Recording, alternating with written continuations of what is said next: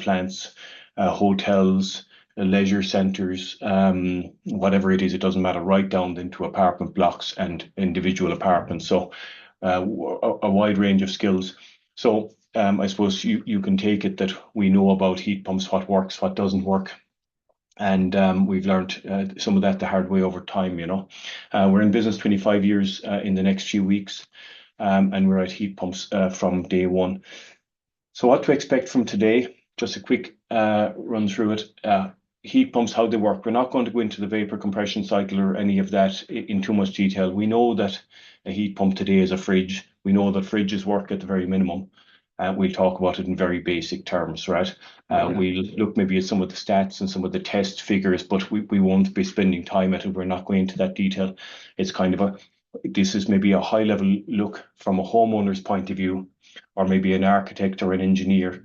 What are the things that lead us to success? What are the things that lead us away from success to high running costs?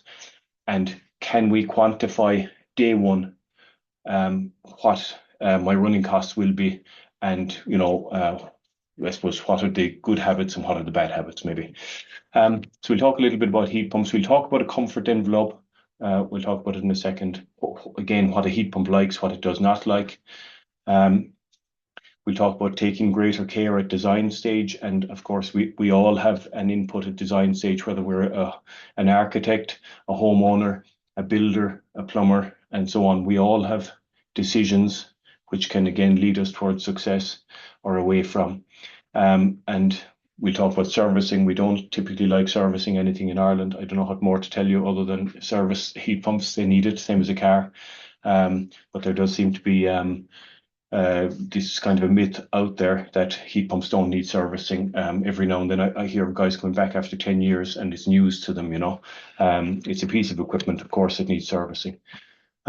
Heat pumps, can we turn them off? This is something that probably 10 years ago wasn't an issue because heat pumps were only going into essentially new houses. But as they're going into older and older houses now, as we gear up towards retrofitting houses or upgrading of houses, there will be houses that are maybe not at the standard of a new house. And the question is then, should I turn it off? I'll talk about that. I get extremely annoyed over this one. You definitely should turn your heat pump off. I'll repeat that. You definitely should turn it off. Unfortunately, the geniuses down the pub have maybe more than I do. Davey is laughing here. But these guys don't know. Please don't listen to them. And we'll go through the science of why you should turn it off. If you had a poor house, you wouldn't go off to work and leave the oil boiler running. Why would you go off and leave a heat pump running? In a very well insulated house, the thinking there changes, but we'll explain why. I've written down here, heat pumps are never the problem. I've underlined never. Maybe slightly untrue. Every now and then you will get a heat pump, the same as you would buy a television or a washing machine out of the box. There's an issue with it. It does happen. But 99% of the time, the heat pump is not at fault. We put it in the hands of a guy who hasn't designed it right or installed it right or whatever. Or maybe the house is the problem. The floor coverings could be the problem and so on. But the heat pumps, I've decided to be emphatic here and say the heat pumps are never the problem, because it's rarely, if ever, the actual problem. And I suppose this talk, we use Mitsubishi typically for domestic heat pumps, or Thermia from Sweden, but it doesn't matter. This talk, if you have I don't know whether you're building a house or whether you have an existing house and whether you're looking at heat pumps. I don't know who you are. There's a good chance we have people who've not bought stuff from us, and you're welcome to be here, of course. We're hopefully just raising the level of awareness out there within the industry. And what we'll be talking about here would be applicable to Daikin or Panasonic or any of the other heat pumps as well. And we're not in sales mode today. So at the bottom of your screen there, you'll see a little Q&A button. If you have questions, pop them in there. If you have very specific questions and you know them already, put them in now and I can answer them as we go. If they're occurring to you as we go, that's fine. We'll keep an eye. Dave is sitting beside me and I have a parallel screen as well, and I'll keep an eye on the questions. We will have architects and engineers and so on the call, no doubt. Let us know if you need CPD points, and we'll get them to you in the next few days. Anyway, previous experience, some of you probably would have already seen these. We've done a lot of big projects around. This first one here on the left is in the UK, a block of apartments outside of London in Reading. It has combined heat and power engine, producing electricity and heat. There's heat pumps here, there's solar here. That's a large project. The next one are these containerized heat pumps. We can do those and have done them up to kind of 2 megawatts, 2,000 kilowatts. And that's where you have essentially a 40-foot container with all of the equipment inside it. And when it leaves our premises, it's actually running. Maybe not while it's traveling, but it has run before it leaves here. So when that gets to site, you have a piece of equipment that's tried and tested and so on. And lastly, then a project here. Typically, these big projects are in the UK, by the way. That last one there is in Ayrshire, and it's taking heat from a lake. It's running off of wind-generated electricity and hydro-generated electricity. And they're very sophisticated systems by comparison to what we'll be talking about today. The reason we have them in here, we're not going to be talking about them anymore. Really, I suppose to give you comfort, does Shane Murphy know anything about heat pumps, or why am I listening to him? This is what we are doing and have been doing for 20 years, or maybe we weren't probably doing anything that size 25 years ago, but we certainly were 15 years ago. So that's it. And obviously they're technical. We've the project managers, we've the design guys. And of course, when you get to these side, it's quality, it's checklists and so on. And that's it. So tiny bit about Ashgrove. We're in business since 2001, June bank holiday. We started on the Tuesday. And since then, we've been doing heat pumps, various shapes and sizes. Today, we're doing a lot of new build, but we're also doing a lot of retrofit. We do apartments, homes, schools, hotels, factories, whatever, We've about 20,000 products or projects in operation around Ireland and the UK. We're an SEI registered one-stop shop. We're a community energy grant coordinator, and obviously we are also involved in the Better Energy Homes grants. That's all to do with grants there. I don't know whether the people that are on the call are interested in grants or not. We won't be talking about it really here today. We've plenty of other talks where we cover all the various grant mechanisms. Our professional network, this is something I suppose we're working on and have been for, I'd say, since about 2010. We work with architects and engineers and plumbers and so on around the country who were interested in, I suppose, some form of a collaboration with us, and we're always interested in growing that.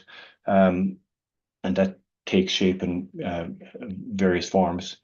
But if anybody's interested in talking to us, we're open to discussing I suppose, mutually beneficial partnerships. We do a lot of these information events. We've over 100 of them a year. It's probably well over it now again this year.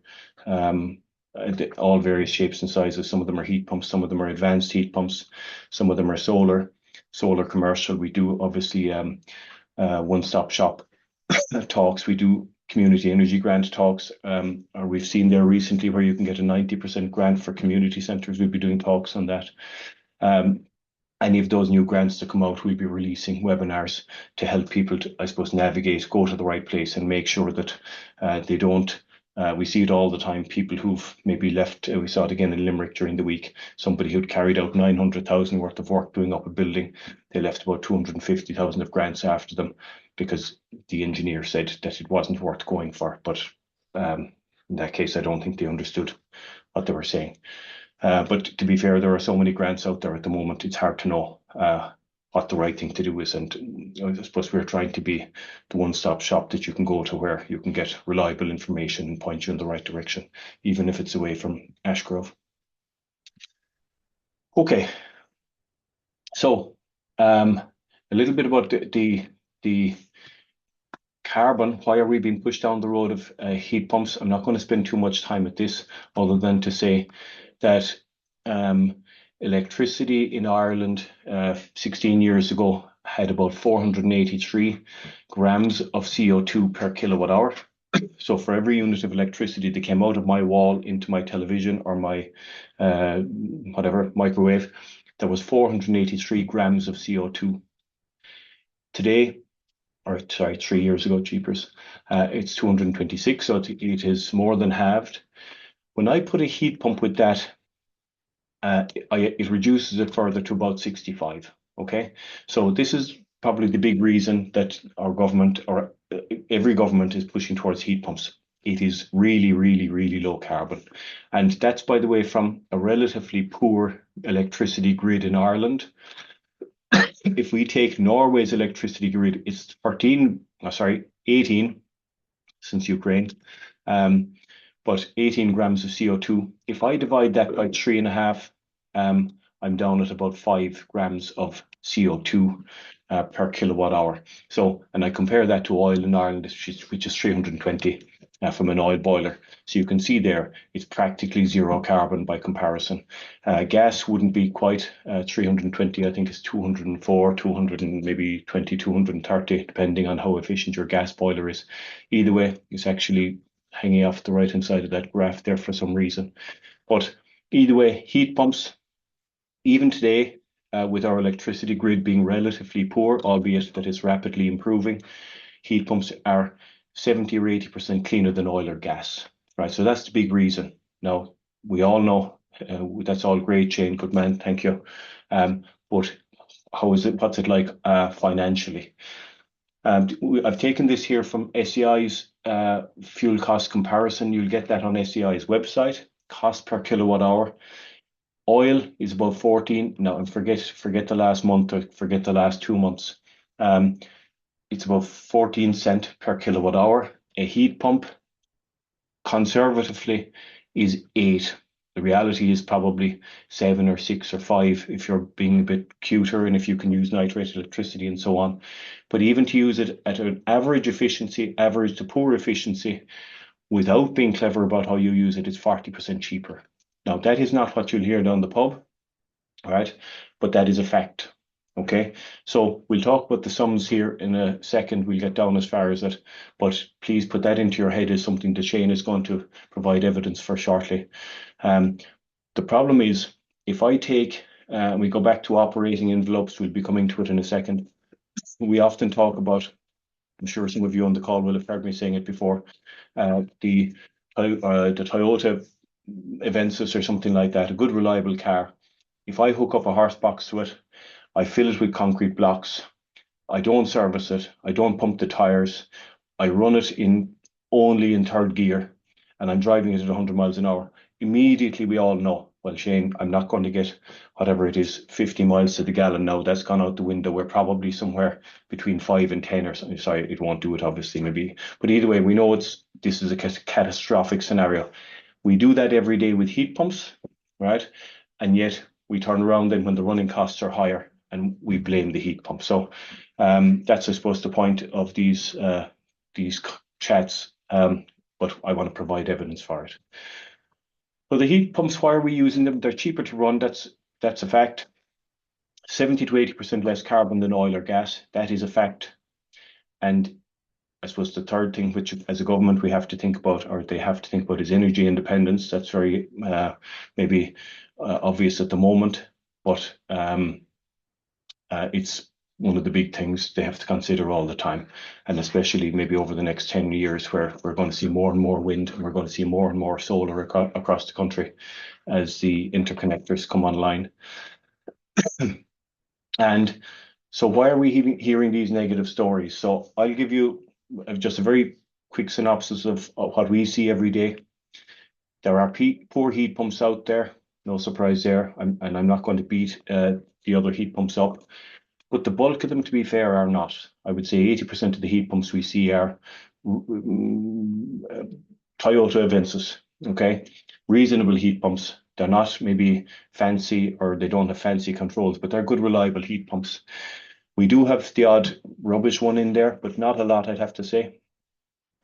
But we see a lot of poor design and we see a lot of poor installation, followed up by poor training of the homeowner or no training of the homeowner, no servicing, and lo and behold, we end up with running costs which are 3 times higher than they should be, 4 times higher than they should be. That sounds insane, by the way, that something could be running 4 times more, having a running cost 4 times more than it should have, but that is a fact. I'm not being dramatic there. Heat pumps are good, but they do tend to be a bit sensitive if they're badly treated. And we see a lot of that in Ireland. We see a lot of it in the UK as well. We don't see it in Germany. We don't see it in Austria. We don't see it in Denmark or Sweden or Norway or Finland. I suppose there's a little bit more training there and so on. Some people just see the higher electricity costs and they forget that they had €2,000 oil bills last year. Every now and then, believe it or not, we have that conversation. And then, of course, one of the big ones is people use more energy because they think it's cheap and they don't turn it off if the house is slightly older, which you definitely should do. We'll come to that later on.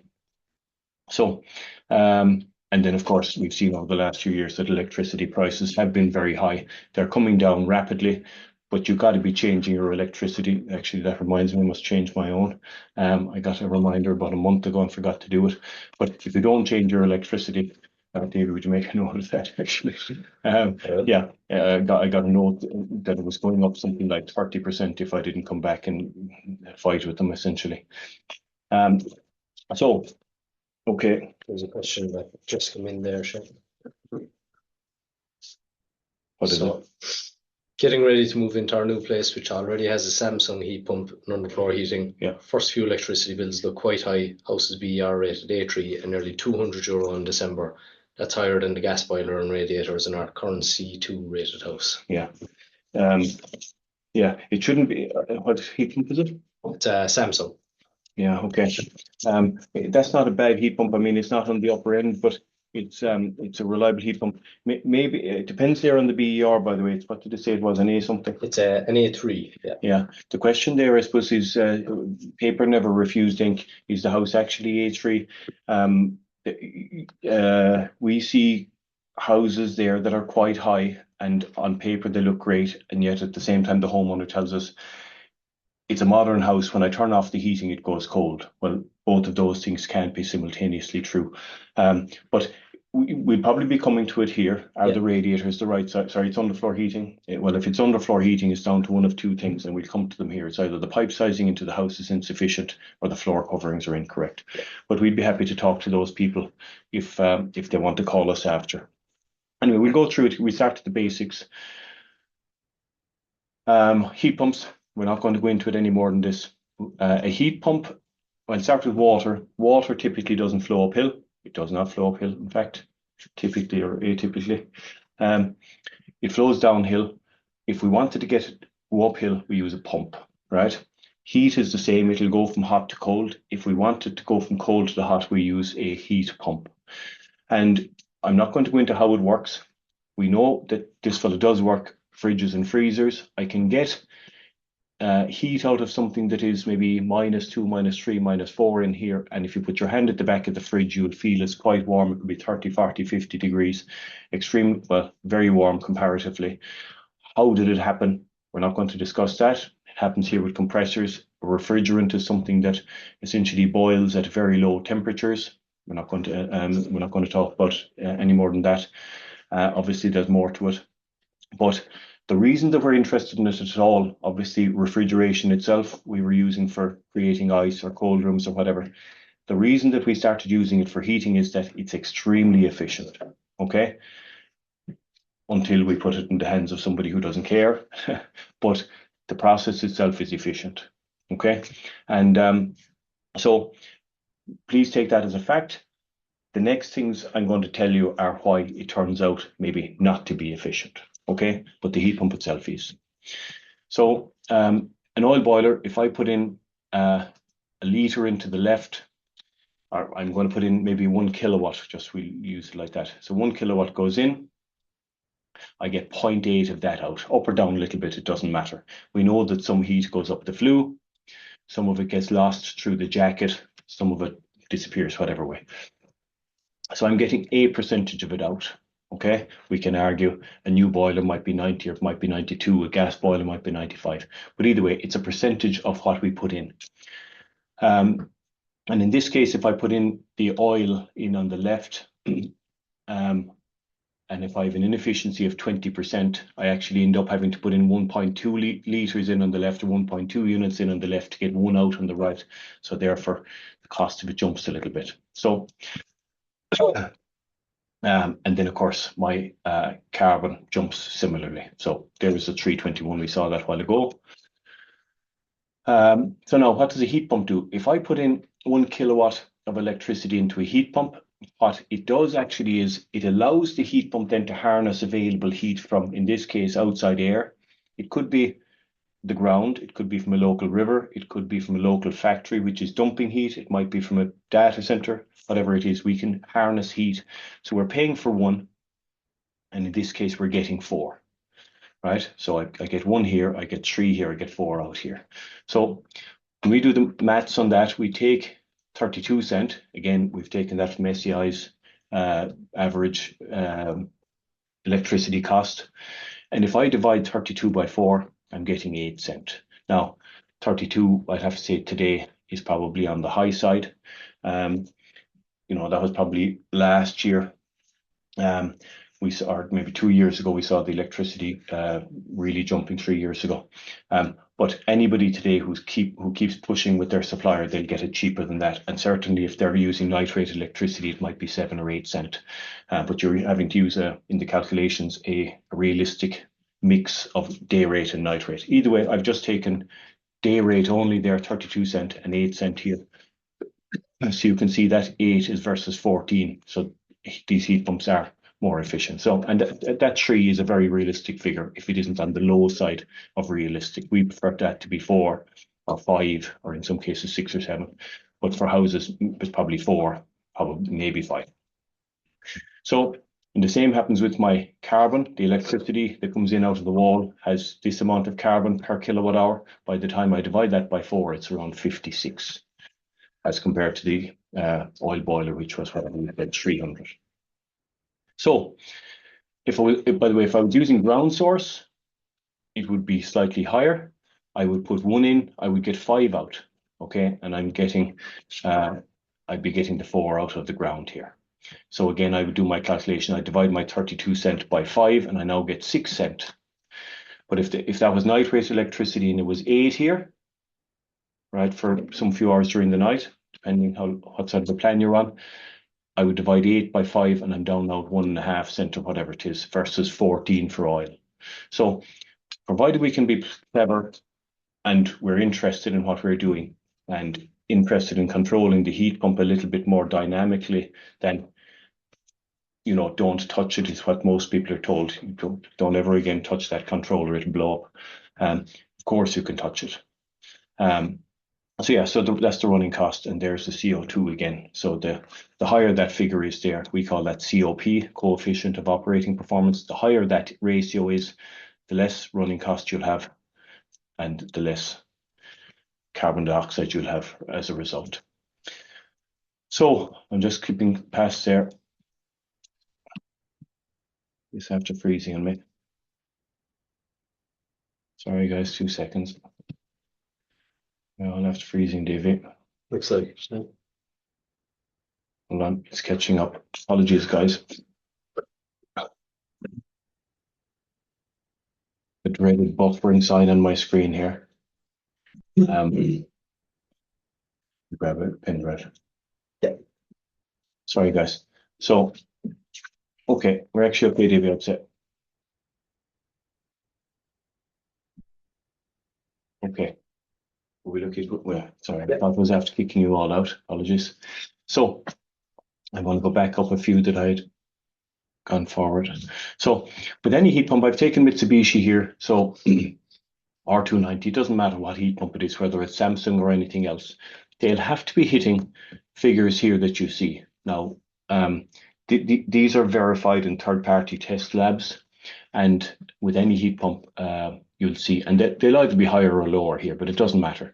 But what we've taken here is, if I have say a space heating system that's running at 35 degrees. So that will be running at a COP of 4.3.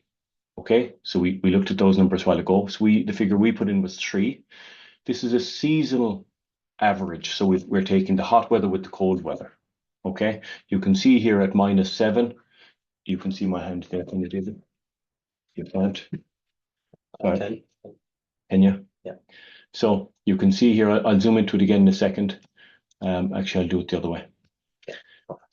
I'll do it this way. So here you can see at -7 and 35 degrees. So that's outside air. This is water going to underfloor heating system. I know I'm at 2.47. So now you can see here that I'm after getting to a much lower COP, but we will have very few days in the year where it'll be -7, if any. And we tend to be fixated on it because we say, oh, that's the coldest day of the year, and the efficiency on the day I wanted it is terrible. But there's only a few of those days. And if we're to look at the energy consumption over the year for heating, the most of it occurs between 5 degrees and 13 or 14 degrees. So we do get cold days, but they're not really representative statistically of our winter. And I know people will find that hard to swallow. Again, they can join the advanced heat pump webinar if they want to go into data and weather data and statistics. But either way, these are the heat pumps with test results. You can read more about them there. I'm sure you won't, but that's what they do. The question is, why don't they do it? Okay. Again, one other point before I go forward. Running at 35 degrees with underfloor heating is great. I have an efficiency of 4.39, but if I have to run radiators at 55 degrees, I've a dropping to 3.43. So I've a drop off in efficiency there of around 25% because I ran at a higher temperature. That's the equivalent of running my car at 100 miles an hour. We know it can do it. We all know we expect that there's a drop off in efficiency. We don't even have to discuss why. We just know that it does. We're doing it for 30 or 40 or 100 years. We know that as a society in Ireland or England, we don't understand yet the knock-on effect of this. Some people do, but here are the figures. So I'm going to keep going. I can show you any number of heat pumps that have similar issues. If we go from 35 degrees, I have a COP at 7 degrees air, which is lower than our average winter temperature. 4.52. If I run my underfloor heating at 45 degrees, it drops to 3.49. And if I have to go to 55 degrees, that would be typically an undersized radiator or an underfloor heating system with timber, carpet, whatever it is. And I'm dropping now to 2.81. So I've straight away, I've doubled my running cost here, right, or close enough to it, with something very simple.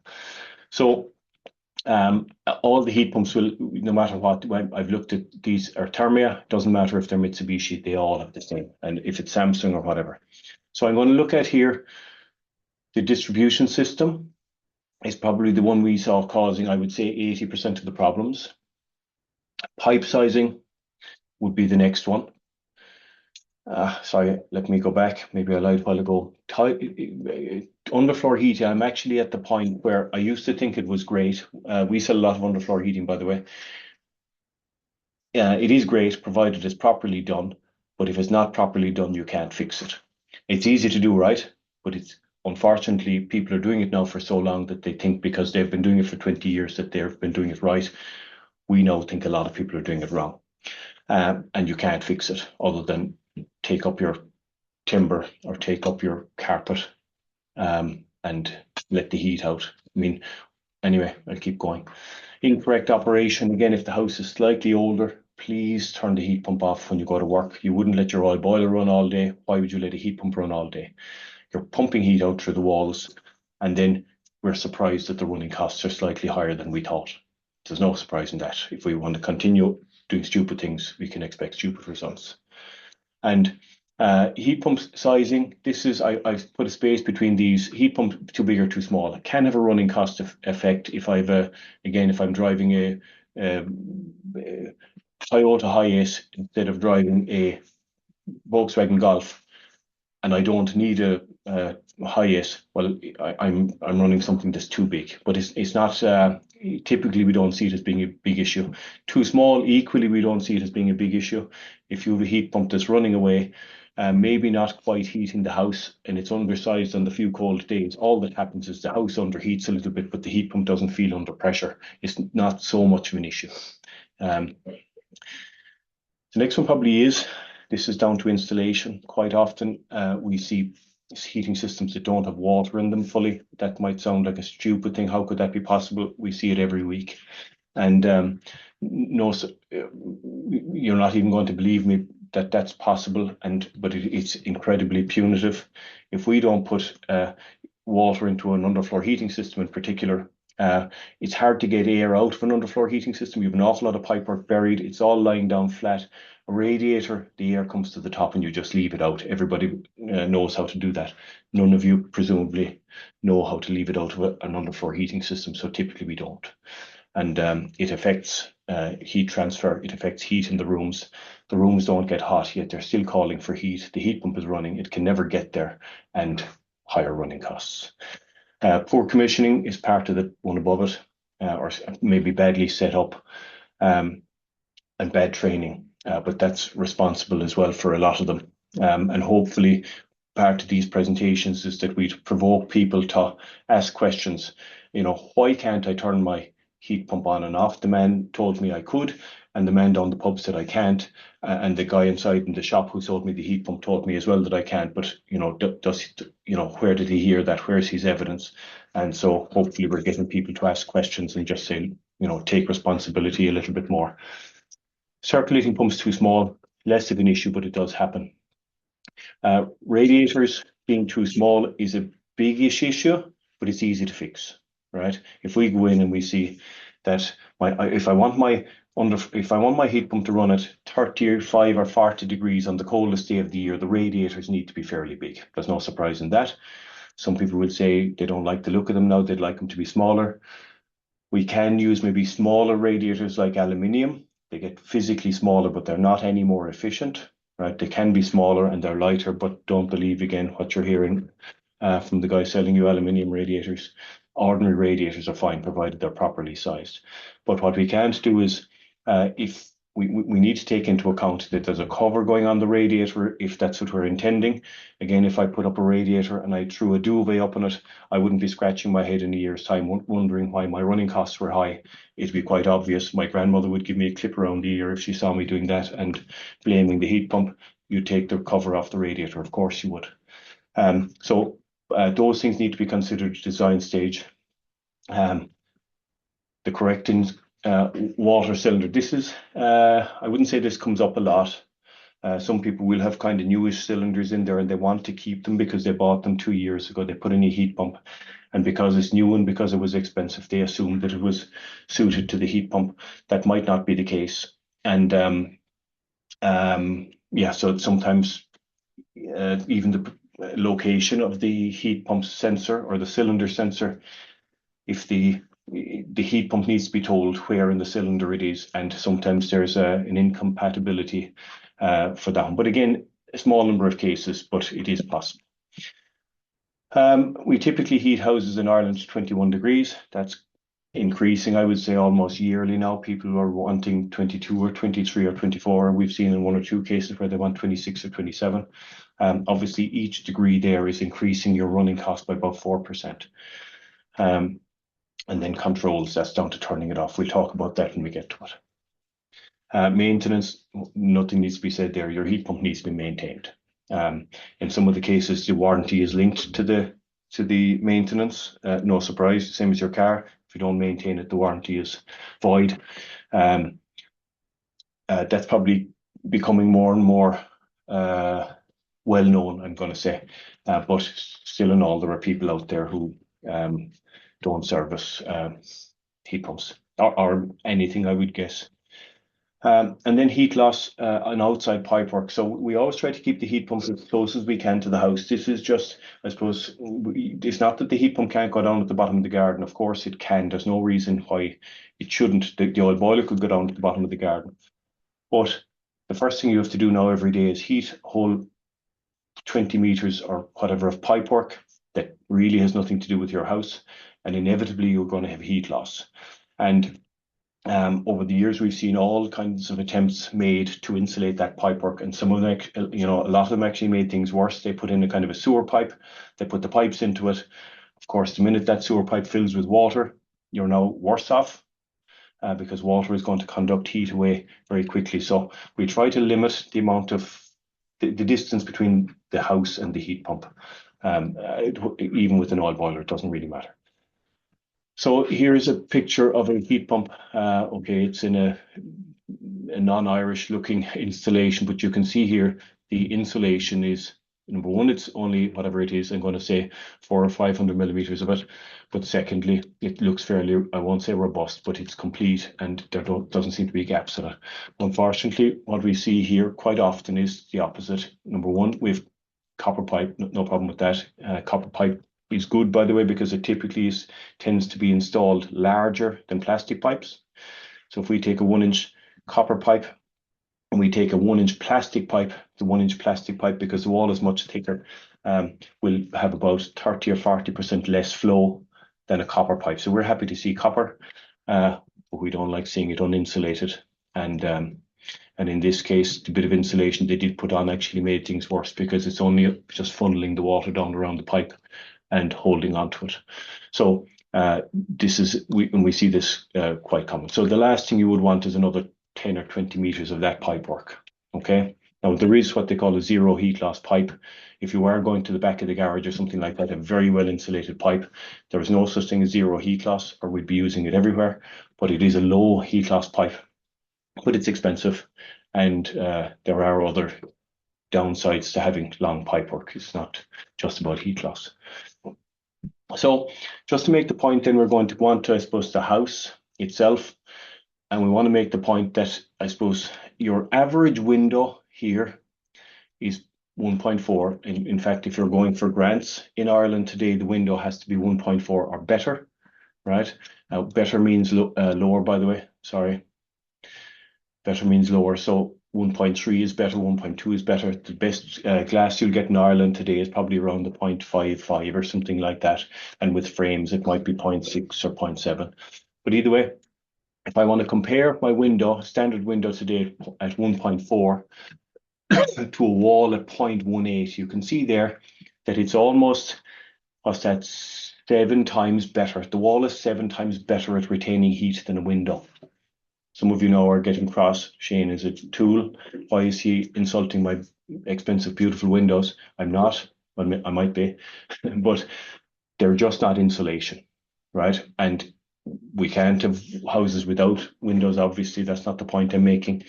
But windows are way, way, way worse at retaining heat.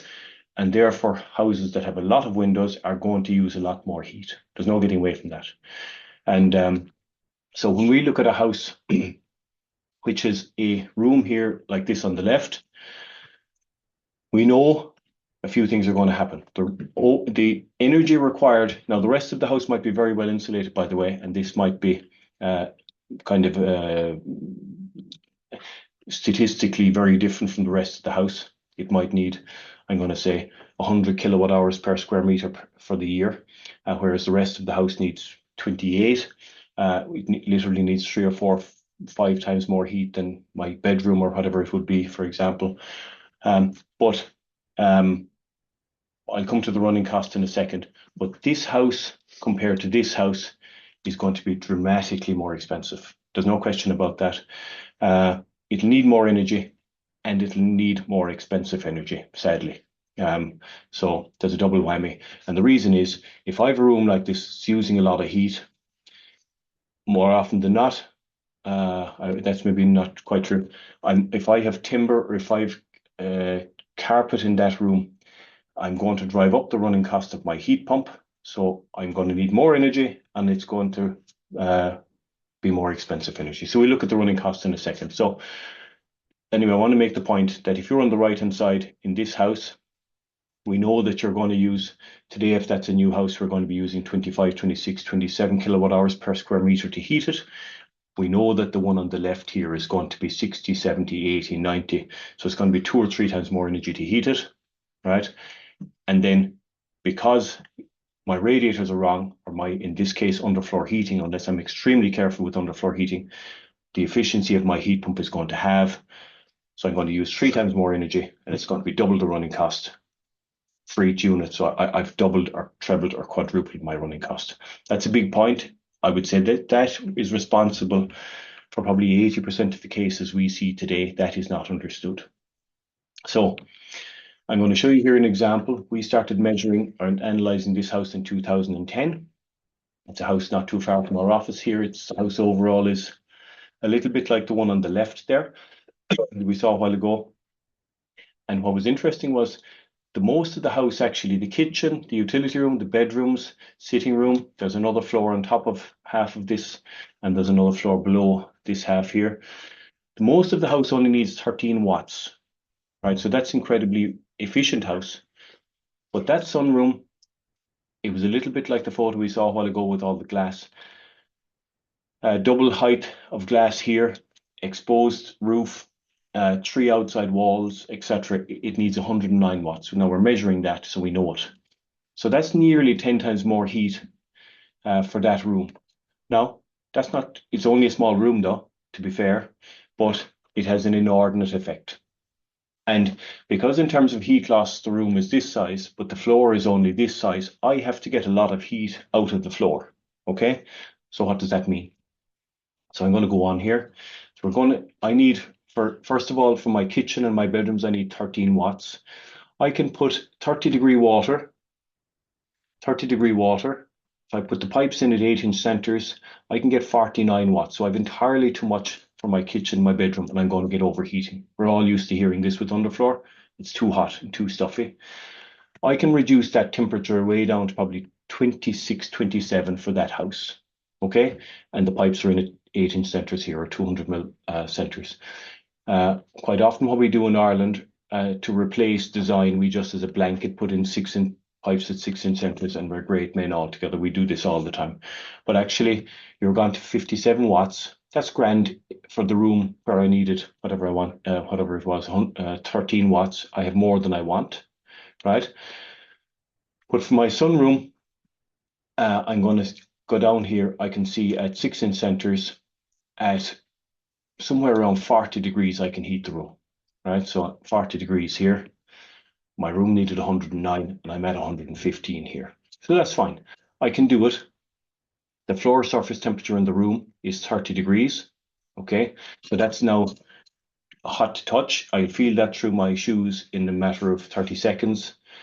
We do not like that. We don't like being there. But my problem now is I've actually increased the temperature coming from my heat pump for one room. Because of one room, I've increased the heat pump from 24, 25 degrees up to 40. So I've added 50 or 60% onto my running cost by harming the efficiency. But worse than that now, I've actually going to overheat the rest of the house because I'm now putting into rooms where I have tiles and pipes are in the 8-inch centers. I'm putting in 100 watts where I wanted 13. I'm going to get floor surface temperatures at 29, and I know I'm putting out entirely too much heat that I didn't want, and I'm going to be wondering after why my running cost is high. That's the good news, right? Where this gets a lot worse is where I now introduce, I'm going to keep going here a second. All of these various websites, I've taken these snippets from all the big suppliers of wood and timber and carpeted floors. The TOG can't go past 2.5. Well, I'll show you what it looks like here in 2 seconds. Here it is at 1.5. The TOG is equivalent to 10 times this resistivity here. Keep in mind now my sunroom wanted 109. 1.5 here is the TOG, and I'm looking for 109 watts. So even if I put in twice the amount of pipe, I'm gone from 8-inch centers to 6-inch to 4-inch centers, and I run my heat pump at 50 degrees. We saw how catastrophic that was earlier. I can only still, with this light carpet, right, or a reasonable timber floor, I can still only get 96 watts out of this, okay? If I drop the temperature of the room to 18 degrees, I can get 103 watts. So in actual fact, what will happen here is my room will eventually get to somewhere just under 18 degrees, is the reality of that. So I can't heat that conservatory now. but the worst of it is I've destroyed the efficiency of my heating system. For one room, which was 20 square meters, despite the fact that the house was 400, I've halved the efficiency of my heat pump. So I've doubled the running cost.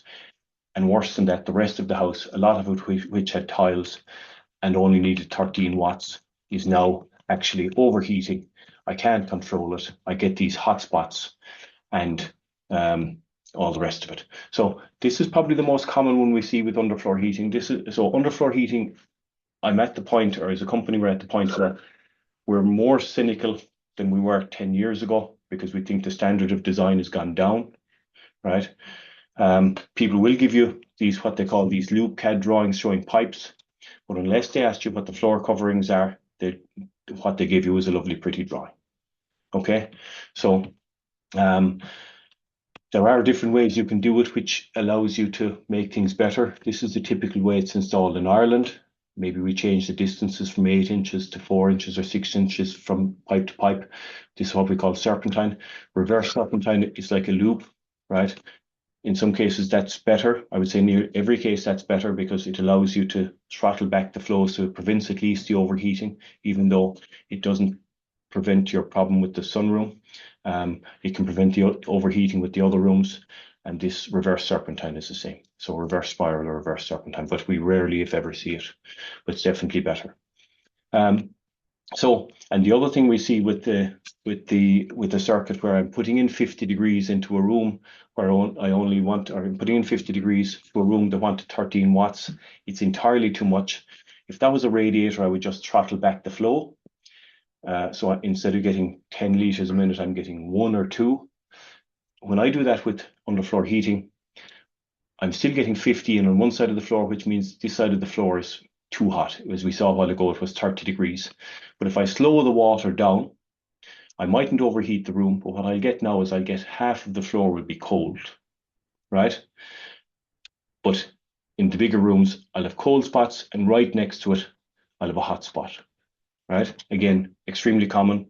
Even the lay people among us on this call will have seen this. They'll have seen overheating, high running costs, stuffy, all the rest of it. This is all typical poor underfloor heating design. And this we would see is probably 80 or 90% of the problems we see with heat pumps. So anyway, despite all the various websites telling you that their carpet and their timber is suitable for underfloor heating, all they're saying is that it won't go on fire and it won't shrink. You don't care. Well, sorry, you obviously care about that. You want to know, will it give me 109 watts in my conservatory? I would say conservatively or safely, nobody has ever asked that. And if you have, you've never been given an answer.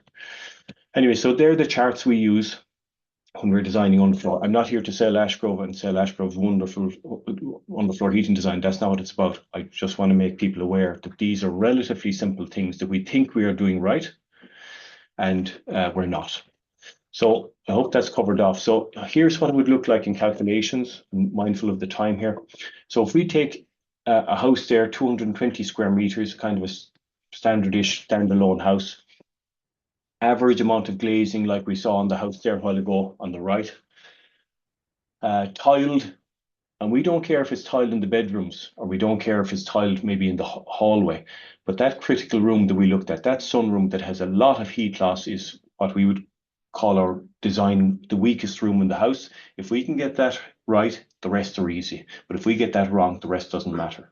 Okay, and so correct radiator sizing or covers, hot water cylinder goes in, designed to work with that specific heat pump. We're keeping the house at a reasonable temperature. So today, a new house or even a well retrofitted old house is going to use somewhere around 26. It might be 30, might be 32 kilowatt hours per square meter. When we started installing heat pumps in 2001, it was 45, 42 kilowatt hours per square meter. Dormer houses were maybe 60 or 70 because of the issue in the attic, leaving air in between the upstairs and the downstairs, under the upstairs floor and down through the recessed lights and all the rest of it. So dormers were significantly higher. A lot of them still are. But when we measure them, we can see, we calculate it back to kilowatt hours per square meter. We know what these houses will do. So it's very easy to calculate this. We multiply it by 220 square meters. We get 5,720 kilowatt hours. I add to that hot water. right across Europe, we all have relatively similar hot water requirements. The Swedes don't shower any more or less than we do, believe it or not. Um, but we take apartments, they're maybe 1700 kilowatt hours or lower. They can be lower. Um, but houses typically tend to be 4 or 5,000 kilowatt hours per annum. Okay, there are exceptional cases, the 10,000 square foot house with whatever crazy showers, it might be significantly more. But our average house that we're talking about here today will be somewhere, I took here 3,400 kilowatt hours being average. I add the two of them together, I get 9,100 kilowatt hours per year. If I take a heat pump at an average efficiency of 400%, the running cost here is €615. Now I've taken a slightly blended electricity cost there, 27 cent. So if depending on your supplier, that could be all day rate, or it could be a mix of day rate plus night rate if you're on a dual tariff. So there's nobody here disappointed, I'm guessing, with €615 per year, unless you're living in a passive house that you expect it to be free.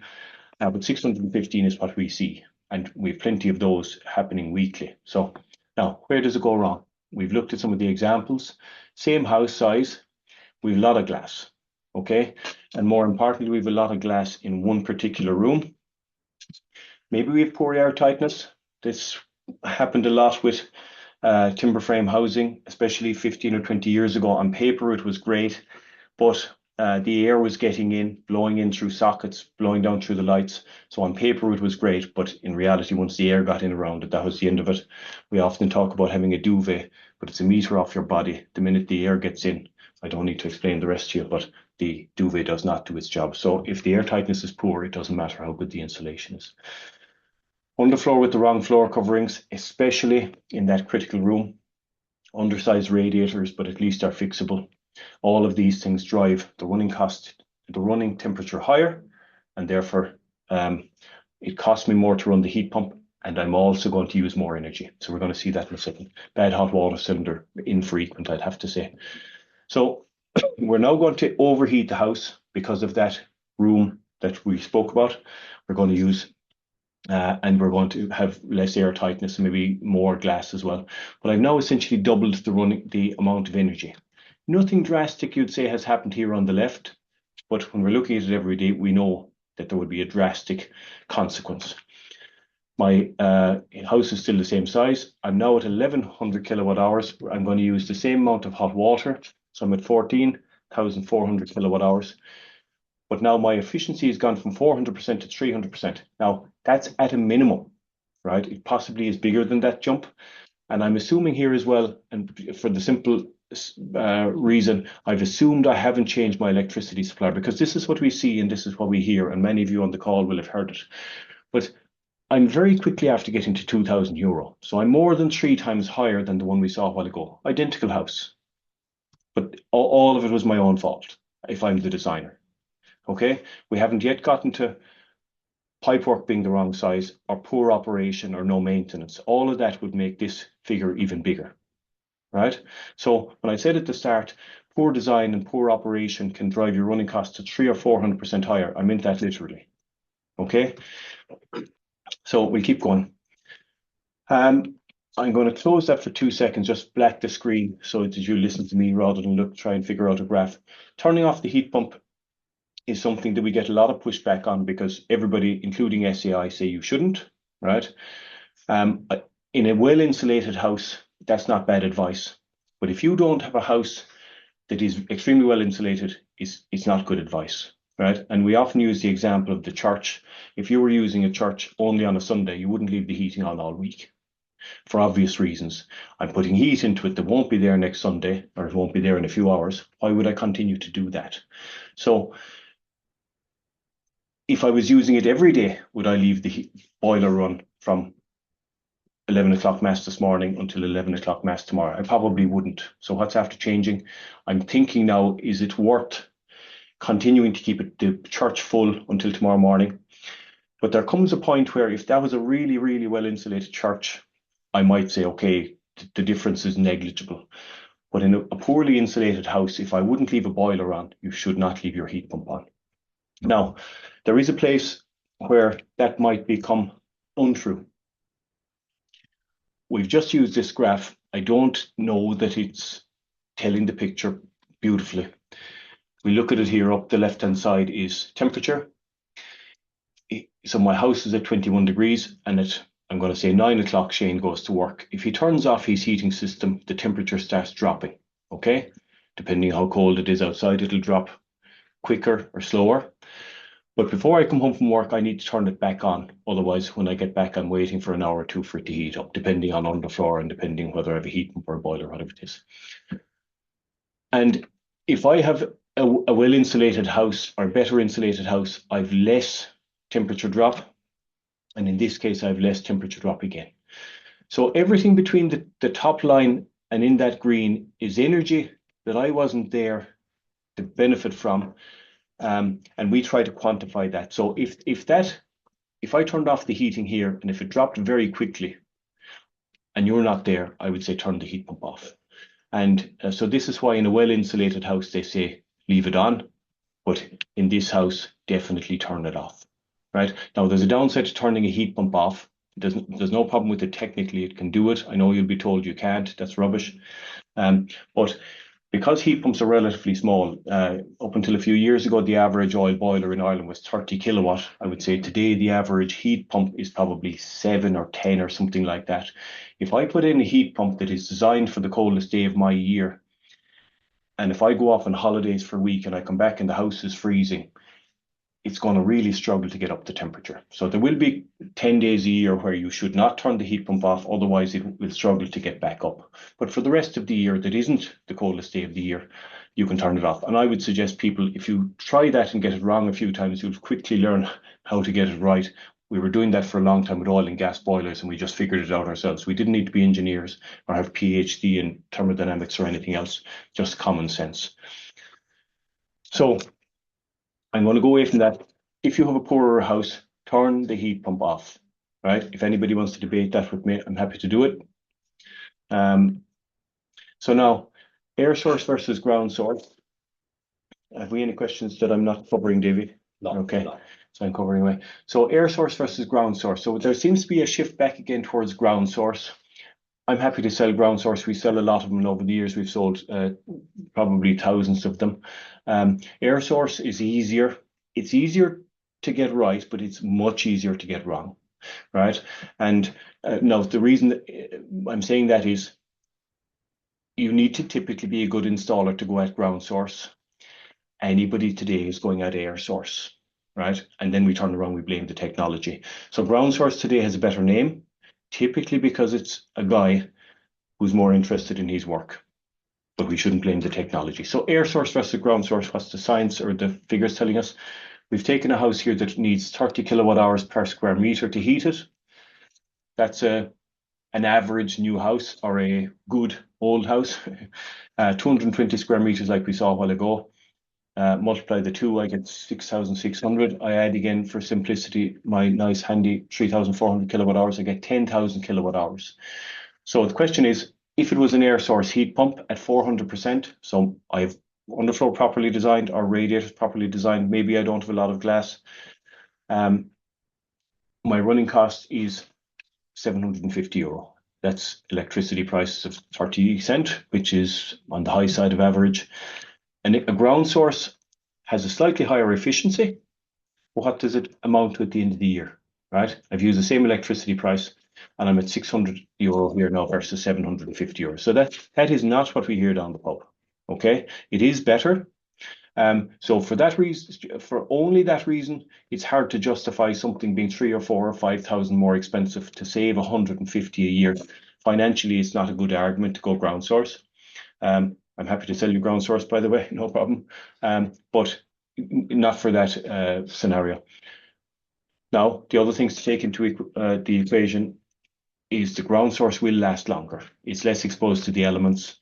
It's sitting inside in your plant room. The pipework outside buried in the lawn or down into a well is plastic. It could be, for better or worse, it'll be there longer than all of us, 100 years plus. So it'll last 5 years longer. As a technology, it tends to be more bulletproof. Now, refrigeration itself is bulletproof, but certainly when you put refrigeration into a plant room or utility room, pumps last longer, electronics give less issues. Now, I'm being pernickety now. The air source heat pumps are good as well. Both of them will last down to, believe it or not minus 200 degrees C. There, like I've written, it's minus 20 degrees C. They'll both operate down to those temperatures. The difference is at those really cold temperatures, minus 15 or minus 20, the air source heat pump will still be, I won't say as efficient, but won't be far off it, whereas air source will drop away. But we only have a few days a year, if even, where it's down at minus 10. So the statistics tells us that we shouldn't choose ground source over air source for that. So I hope that answers some of the questions. I'm not pushing one over the other there, I don't care. Average lifetime of an air source heat pump question there, a good question. I'm going to say Samsung, Mitsubishi, Daikin, those kind of heat pumps, we call them kind of Volkswagen Passat heat pumps. You're going to get 20 years out of those. If you're on the west coast of Ireland, maybe right by the sea, it might be 17. If you're inland and well protected, you might get 22. We do have what the Swedes call disposable heat pumps in Ireland, which are the ones you see in the shop if you're on holidays in Portugal for €700. By the time they arrive to Ireland, and they've morphed maybe slightly from an air conditioning unit into a heat pump, very slight change in the equipment inside it. It is now $5,000. They are, at the end of the day, still disposable heat pumps. When they break down, you don't repair them, you throw them out. I'm going to say 7 to 10. But there aren't a lot of them. I shouldn't probably even be mentioning them. There are very few of them in Ireland, but they are essentially rubbish. But I'm going to say 17 to 22, depending on exposure and depending on maintenance. We do have heat pumps as standard, which have kind of a blue fin coating, which if you are on the Aran Islands or whatever, you'll know that salt water goes everywhere. So our heat pumps are protected for being by the sea. Not all of them are, but if you're within kind of 10K, then they should be. So we're up to 5 past. I think the questions are covered. Let me know, Davey, if I've missed anything. Just a quick one on, are they noisy? Yeah. Which is one, I suppose, question we get a lot. Yeah. They shouldn't be. What we would say is they're certainly no worse than an oil boiler, right? Now, if you were sitting beside it, you'd know it was running, but you'd know an oil boiler was running as well. What we would say to anybody is, ideally, airborne noise isn't such an issue, right? But if you were sitting outside of your bedroom, and if you can see here, it's put onto these little rubber feet, right? There's different manufacturers of that. But what you definitely don't want is that sitting on the ground, because as you know, any bit of a vibration, it's like you can hear the train coming a mile away. It just vibrates through the concrete, up into the foundation, up into the wall. And, you know, in the dead of night, you'll hear that. So now I would say, to be fair, I never see that. These little rubber feet, they're called Bigfoot or Fix-It feet or whatever it is. That's very important. And the other thing is the pipework coming through the wall, that the pipework isn't carrying a kind of a vibration and vibrating against the wall or against anything else. So again, so I'm going to say no worse than oil, no worse than gas. But if it's sitting outside your bedroom window and badly done, well, sorry, ideally don't put it outside your bedroom window. You're asking for trouble. So that's that. Give you an idea. So that's kind of the size of it. If that's probably 1.4. Sorry, what did I say? It is actually 1.4 written there. And it has to be a little bit out from the wall for those of you who know nothing about heat pumps. In this case, it isn't far enough out from the wall. I've put it in here, this picture, for two reasons. Number one, the air needs to get in the back and be blown out the front, right? We're taking heat from that air. If I have only half of the air gets to me, I can only get half of the heat. And it'll work, but again, my running cost goes up. The other thing is that there's a condensation running off of this. So if I'm taking heat out of cold air, I'm going to get condensation the same as I'll have on a pint of Heineken or something like that. I'll get water running off of it, and that needs to be collected. You can imagine there, if that was minus 10, I very quickly would have an ice rink here in front of it. That shouldn't happen. Right. And the last thing I'll say while I'm here, if you can imagine that the air is blowing out the front of that, the fan is blowing out at, I'm going to say, 5 meters a second. If you can imagine that southwesterly winds in Ireland are blowing at it at 5 meters a second, it actually essentially stops the fan doing anything, and I now don't have heat. And so what happens is it trips out on what we call a low pressure alarm. So essentially it can't get that heat. Unfortunately, the problem is on the day we go out to help you fix your problem, it'll be the most beautiful day of all time. There'll be no wind and the heat pump will be working perfectly. So do not face it into the prevailing wind, right? Do not face it into southwesterly. Ideally, this would be put around the corner of the house, or maybe something would be put facing it here, maybe back 2 or 3 meters to stop the wind blowing straight into the front of it. As ugly as it would sound, this sounds desperate, but I'll say it. If you turn that heat pump at 90 degrees so it's no longer facing the prevailing, and now that would be hideous, I'm not suggesting it, but at least it's not, the wind isn't blowing into the front of it, okay? Anyway, there are the other things. I'm going to finish up there, guys. I think we've the questions dealt with. Yeah. I suppose the electricity providers, for God's sake, move around is one of the big things. Cooling there is necessary in Ireland. I'm going to skip that because cooling is becoming more of an issue. I would say 50% of the heat pumps today can do cooling, either through radiators or underfloor.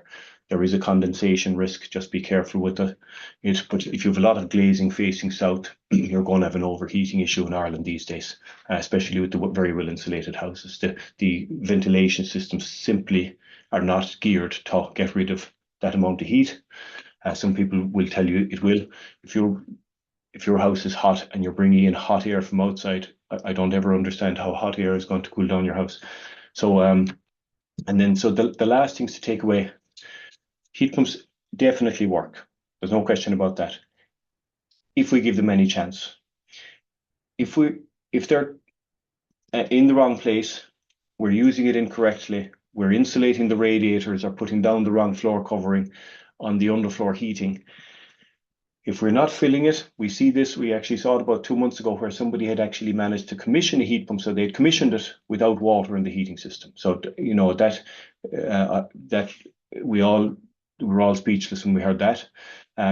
But this is the level. By the way, 50% of the installers out there are really good guys and they're interested in the end result. But 50%, who knows what that figure is, but it's a biggish enough figure that just they're installing it, walk away from it, and it's up to you after that. And you know, here we are trying to do presentations to help people out.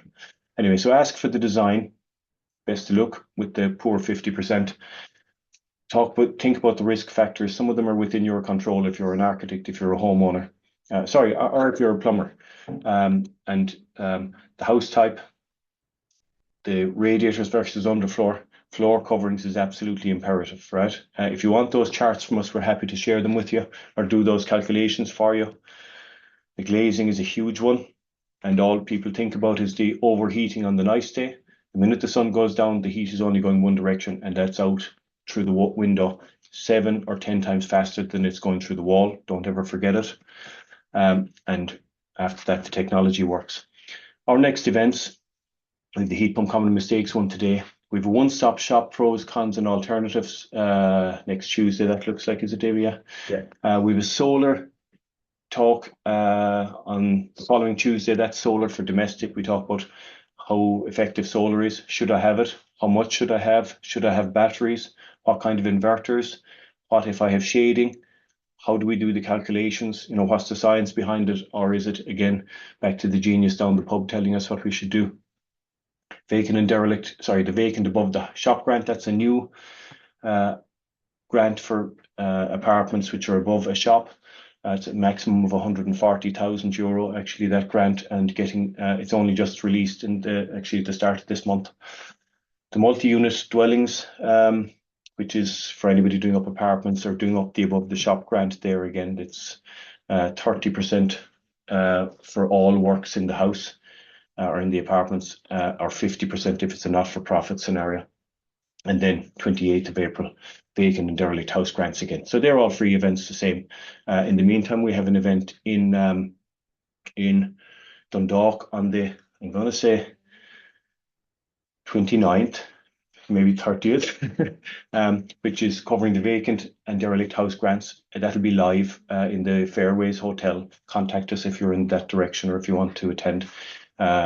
It's on in the evening, 6:30. It'll be covering the vacant and derelict house grants, some of the SEI grants which you would use for the vacant and derelict, and it'll cover the above the shop grants also.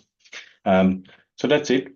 Other than that, I've nothing to say, only best of luck. Have a nice weekend, and thank you for joining us. Be sure to contact us if you need help with anything. Even I'd have to say, if you have not bought heat pumps from us, we're happy to assist where we can. We can't go out to visit everybody's house, unfortunately, but we'll help you as much as we can over the phone. We want to help move this industry on, I suppose. I think we're done, Davey. Yeah. Okay, good. Have a nice weekend, everybody. Take care. Thanks.